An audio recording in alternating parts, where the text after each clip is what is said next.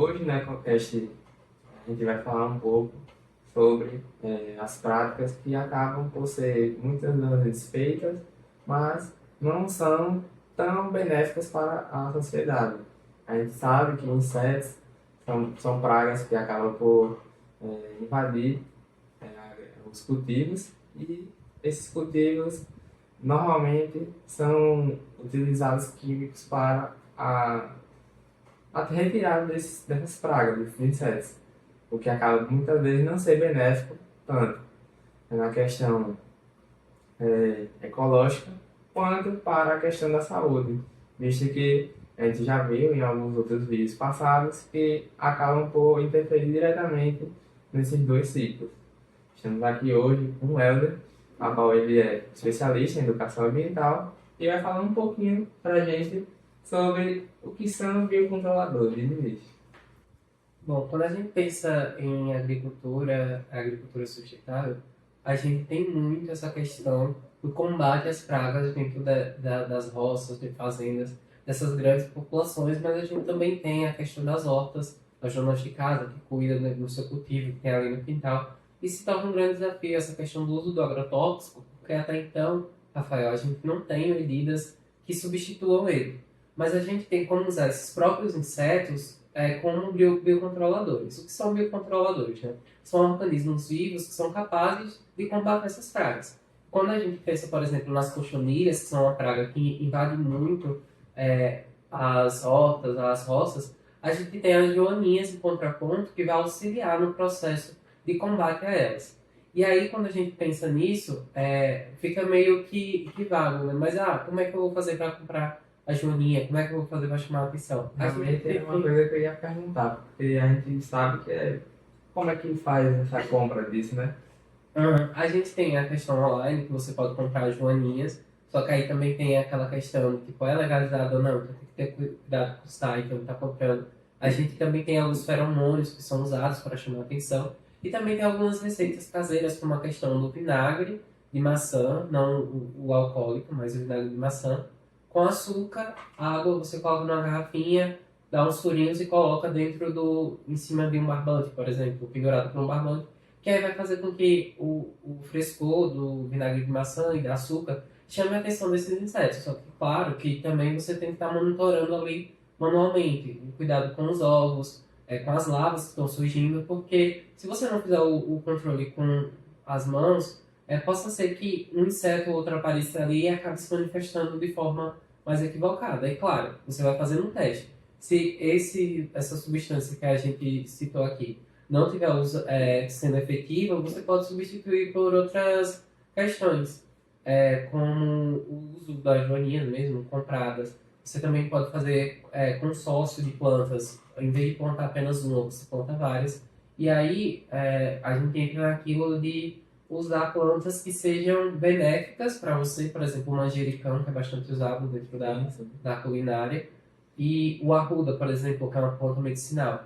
E aí, por exemplo, você na sua casa você tem coentro e alface. E aí você planta, por exemplo, o manjericão, que ele vai chamar a atenção de alguns insetos biocontroladores para controlar as pragas, ou seja, seu alface e seu coentro vão estar ali de forma legal, não está sendo afetado por algumas pragas ou estão sendo controladas.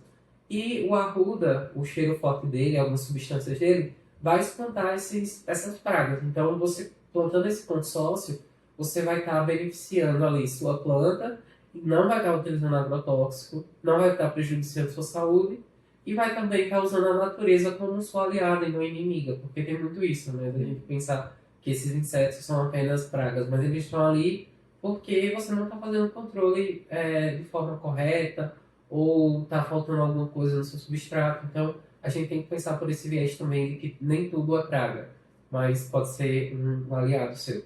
Até imagino que deve até uma certa quantidade, a qual deve ser utilizada de acordo com a cultura, né?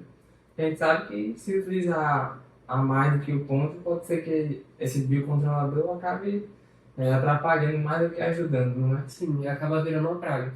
E é justamente por isso que a gente tem que fazer o controle manual. Porque se você não faz um controle manual, o que antes era um benfeitor vai se tornar um malfeitor, né?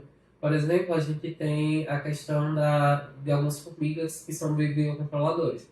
E dependendo da sua cultura, se você não controlar ali de forma correta, ela vai acabar se tornando uma praga, comendo o alimento, que é o alimento dela, que está ali sendo fornecido devido às degradações ambientais, por conta de agriculturas agressivas que desmatam, que as queimadas. Então, elas buscam esses refúgios e acaba sendo que o fato delas não terem onde ficar fica meio que vago para onde elas vão. E aí é onde elas buscam alimento na agricultura. Então, o que ela está fazendo ali é buscando um alimento que foi criado por conta de uma agricultura agressiva. A gente viu com ela essas importâncias, né? Que acaba por ultrapassar mesmo até a questão rentável e ainda mais para a questão ecológica, né?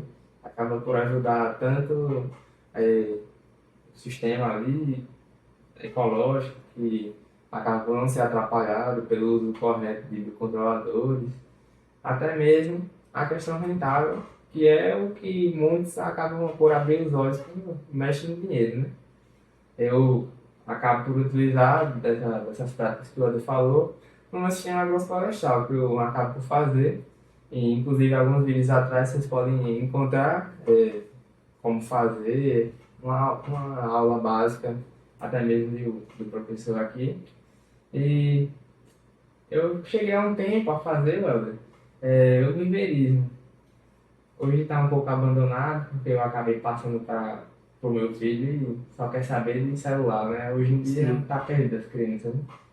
Aí, no viveirismo, que é bem simples assim, é tipo uma mini estufa, onde você coloca lá as mudas e está meio que protegido, tanto dos insetos como de condições adversas, né? Você consegue controlar a questão de filtração de radiação, você mesmo irriga em horários específicos, que acaba sendo benéfico, né? Para não ter aquela questão de lixiviação do solo. É interessante essa questão do viveiro, porque quando a gente fala o viveirismo em si, ele começa do plantio inicial de mudas, mas, Sim. por exemplo, uma dona de casa, que ela queira fazer esse viveiro para plantar tomate, alface, ela pode, porque aí ela vai ter um controle maior dos animais que estão entrando ali dentro. Por exemplo, você colocar joaninhas, ela também vai combater pulgões. Uma joaninha vai comer 40 a 50 pulgões por dia. Então, ela tem esse controle e não necessariamente ela vai precisar retirar esses alfaces dali dentro do viveiro. Então, é bastante benéfico, não só apenas para mudas de grande porte. Sim.